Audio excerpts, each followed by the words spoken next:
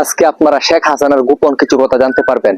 আপনারা এই দেশের মানুষকে যারা ভালোবেসে থাকেন, এই দেশকে যারা ভালোবেসে থাকেন এবং খালেদা জিয়াকে যারা ভালোবেসে থাকেন, অবশ্যই ভিডিওটি শেয়ার করে দিবেন। স্বৈরাচারী হাসিনা বরাবরই ছিলেন চরম নাটকবাজ। ভণ্ডামিতে তার গোটা জীবন ছিল পরিপূর্ণ।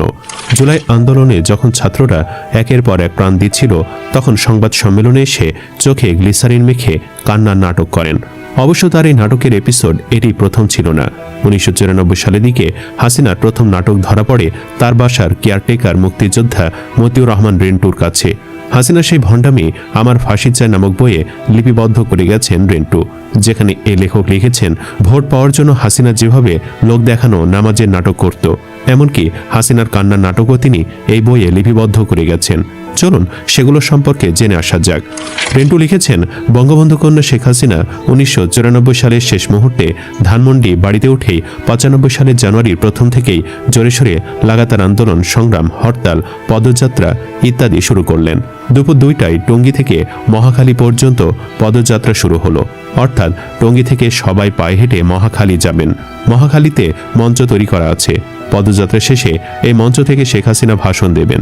শেখ হাসিনা তার বেতনভুক্ত ব্যাগ বহনকারী রামমোহন দাসের নামে রেজিস্ট্রেশন করা লাল রঙের নিশান পেট্রোল জিপে করে বাকি সব নেতাকর্মী পায়ে হেঁটে টঙ্গী থেকে মহাখালী দিকে রওনা হলো।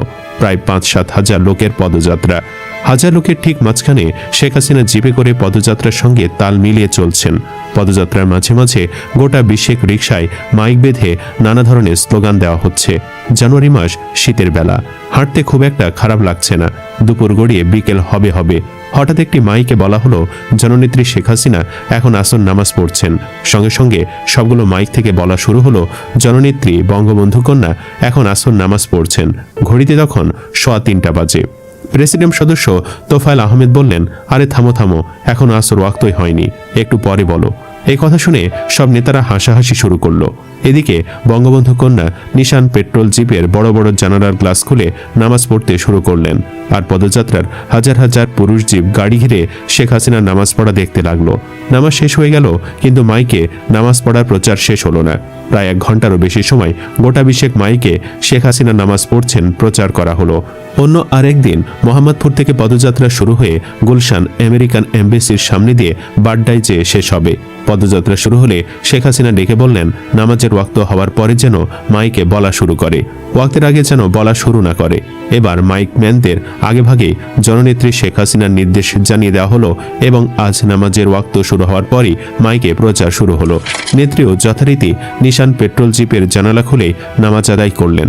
হাজার হাজার পুরুষ মানুষও জিপ ঘিরে শেখ হাসিনার নামাজ আদায় দেখল।